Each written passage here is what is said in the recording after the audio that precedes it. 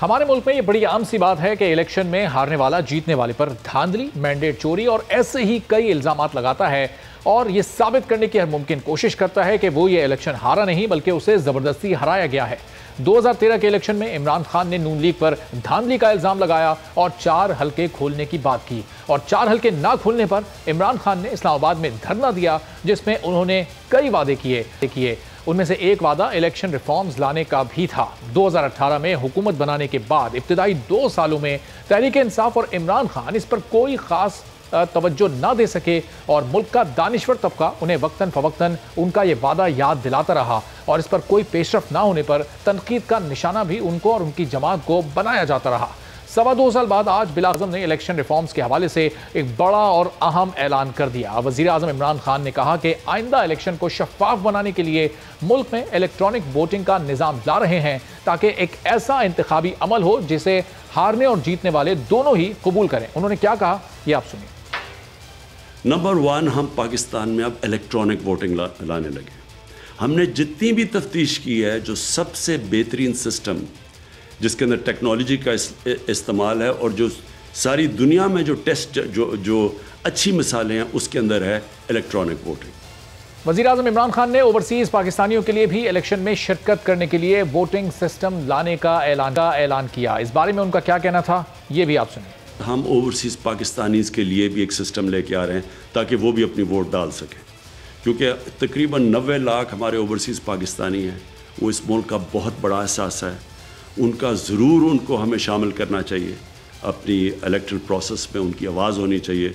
वज़ीर आज़म इमरान खान ने सेनेट में हॉर्स ट्रेडिंग रोकने के लिए आईनी तरमीम लाने का भी ऐलान कर दिया। इमरान खान का कहना था कि आईनी तरमीम के जरिए खुफिया बैलेटिंग के बजाय शो ऑफ हैंड का तरीकाकार राइज किया जाए, जिसके बाद सेनेट इलेक्शन में खुफिया बैलेटिंग के जरिए जो पैसा चलता है और जिस तरह से वोट खरीदा जाता है वो सिलसिला भी हमेशा के लिए हो जाएगा। इस बारे में उन्होंने क्या कहा, ये भी सुनिए। जो तीसरी चीज़ हम करने जा रहे हैं जिसके लिए हमें कॉन्स्टिट्यूशनल अमेंडमेंट चाहिए होगी, और वो ये है कि जो सेनेट का इलेक्शन होता है उसमें हम अब कॉन्स्टिट्यूशनल अमेंडमेंट रखने लगे हैं पार्लियामेंट में। उसके अंदर हम ये चाहते हैं कि शो ऑफ हैंड्स हो।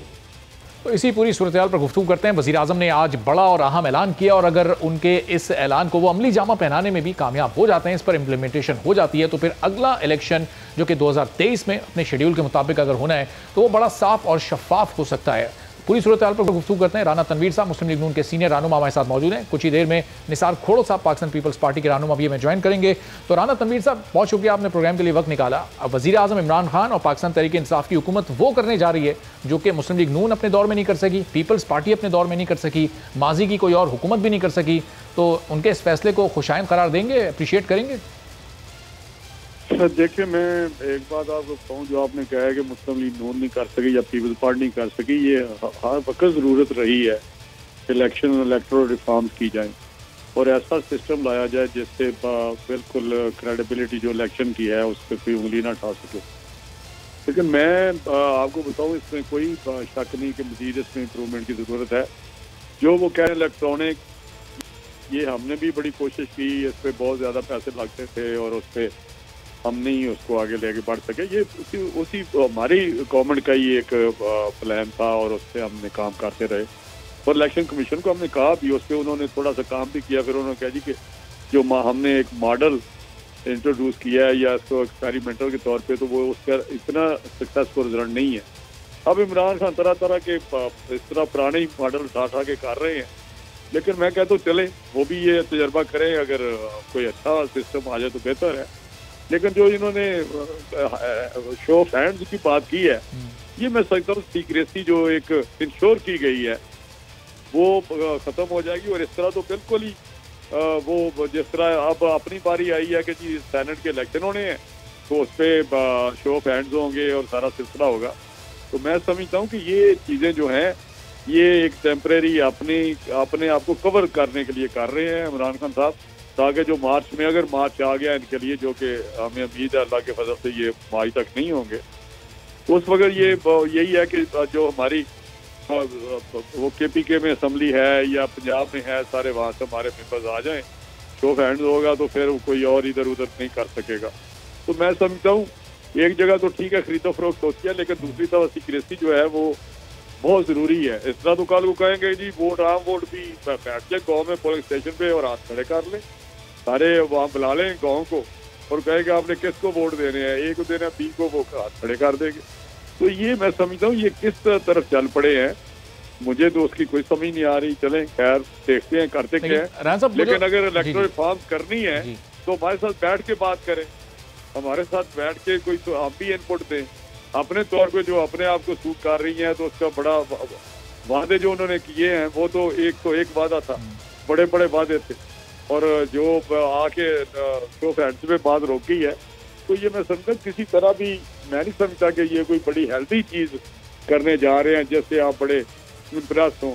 ये जरूर है कि वो एक ड्रम बीटिंग करते हैं ताकि कोई भी छोटी चीज करें तो वो कहेंगे जी बाबा बाबा बड़ी बात है, असास प्रोग्राम बेनजीर स्पोर्ट्स प्रोग्राम का असास प्रोग्राम ना रख ली, हमारे हेल्थ कार्ड का नाम पता नहीं क्या वो साफ क्या कर दिया। सही। अब राणा साहब ज़ाहिर माजी में भी कई उन्होंने वादे किए, कई दावे किए जो कि वो पूरे नहीं कर सके, ये अपनी जगह सवालिया निशान तो है। लेकिन आपकी जब हुकूमत थी आपको सादा अक्सरियत 2/3 मेजोरिटी हासिल थी, उसके बावजूद भी आप ये इस्लाहात नहीं कर सके। आप कह रहे हैं पैसे बहुत ज़्यादा खर्च हो जाते हैं। रुकावट क्या थी बुनियादी आपकी राह में इस अमल को मुकम्मल करने में या इन इस्लाहात को करने में?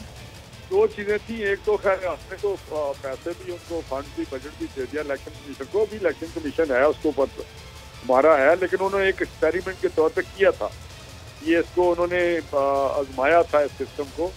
तो इधर वो चीज़ें नहीं हो सकी। वो कहता जी इसका जो हमारी लिटरेसी रेट है या अवेयरनेस है वो इतनी नहीं है जिससे इलेक्ट्रॉनिक वोटिंग जो है रूरल एरिया में या देहाती एरिया में हम इसको सक्सेसफुली कर सकें। तो इसलिए ये सारी चीज़ें हमारी तरफ से इलेक्शन कमीशन की तरफ से रोक गई। हमने तो उस वक्त भी किया था ये, तो ये अभी देखते हैं ये किस तरह इनके वज़ीर में क्या है। हमारा तो वो सिस्टम जो है वो इलेक्शन कमीशन ने नहीं उसके पे किया जी इलेक्ट्रॉनिक जो वोटिंग है आप इधर बैठे हुए इधर से वोट कास्ट कर लें, उधर जाए उधर कर लें, या पोलिंग स्टेशन पे जाएं तो वहाँ मशीन पे आप वोट कास्ट करें। तो ये आपकी हुकूमत ये करना चाहती थी लेकिन इलेक्शन कमीशन ने नहीं करने दिया, ये आप कह रहे हैं? नहीं करने नहीं दिया, उन्होंने कहा जी ये हमने किया है, इसको तजर्बा इसका किया है, मशीनें भी हमने मंगवाई थी, पूछ लें उनसे। तो मशीनें आई थी लेकिन वो मशीनें इतना उनका कामयाब नहीं रहा, वो उसकी वो डिलीवरेंस थी जो आप क्या कह सकते कि वोटिंग वो अवेयरनेस इतनी नहीं थी लोगों को कि वो उसके जरिए वोटिंग कास्ट करते। हमारी तरफ से तो कोई नहीं था ना इलेक्शन कमीशन की तरफ से। ये सिस्टम जो है यहाँ पाकिस्तान में वो नहीं इतना कामयाब हो सका। तो राणा साहब आपको नहीं लगता कि अगर एक बार इस सिस्टम को इस निज़ाम को यहाँ पर नाफिज कर दिया जाए तो वो फिर जो बहुत सारे इल्ज़ामात धांधली के इलेक्शन के बाद लगते हैं वो तमाम खत्म हो जाएंगे, शकूक व शुबहात का खात्मा हो जाएगा? जिस तरह दुनिया के दूसरे ममालिक में इलेक्शन होते हैं और हारने वाला भी अपनी हार को तस्लीम करता है, जीतने वाला अपनी कामयाबी का जश्न मनाता है, उसी तरह से साफ और शफाफ इंतखाबात हो सकते हैं, फिर ये मसला हमेशा के लिए हल हो जाता। बात तो सुन लेना मेरी, शफाफ इलेक्शन के जो तरीके हैं वो धांधली तो बहुत किस्म की है। एक पोस्ट इलेक्शन धांधली है, आपको पता होगा कि उसमें जो पोस्ट इलेक्शन मतलब प्री इलेक्शन जो इलेक्टेबल के साथ किया जाता है, जिस तरह भी किया गया कि ये जीबी में बलूचिस्तान में वहाँ पे जो लोग थे तोड़े गए। तो ये सारी चीज़ें इन इलेक्ट्रॉनिक वोटिंग से तो नहीं रोक सकती। ये तो पोलिंग डे की चलो कोई इम्प्रूवमेंट आ सकती है इससे अगर वो सक्सेसफुली हो जाए। तो बाकी जो चीज़ें हैं वो आप मुझे बताएं क्या करेंगे उनका, जो इंटरफेरेंस होती है, जो आप उस वक्त इलेक्शन से पहले एक माहौल पैदा कर देते हैं, इलेक्शन से पहले कुछ लोगों को ले जाते हैं, वो भी तो आपके ज़हन में होना चाहिए ना। सिर्फ एक इलेक्ट्रॉनिक वोटिंग से क्या आपका ख्याल है कि ट्रांसपेरेंसी आ जाएगी? मैं नहीं समझता कि ये इस किस्म की कोई चीज़ है। सही, चलें वो ज़ाहिर आहिस्ता आहिस्ता चीज़ें बेहतरी की जानिब जाएंगी। अब ये शो ऑफ हैंड का जो तरीका कार राइज करने की बात कर रहे हैं, इस पर भी आपको एतराज़ है, जबकि आप ही लोगों की जो इस वक्त जमातें अपोजिशन में उन्हीं के लोग अपनी वफादारियाँ तब्दील करते हैं, खुफिया राय शुमारी में वोट किसी और को दे देते हैं। तो अच्छा ये सिलसिला ख़त्म हो जाएगा जब सब कुछ सामने होगा, दूध का दूध पानी का पानी हो जाएगा, शफाफ तरीके से बैलेटिंग होगी फिर सेनेट में भी। नहीं, मैं समझता हूँ कि ये चीज़ें देखें ना, एक सीक्रेसी जो है ना उसका ये होना चाहिए कि हमें पॉलिटिकल कल्चर को स्ट्रॉन्ग करना चाहिए।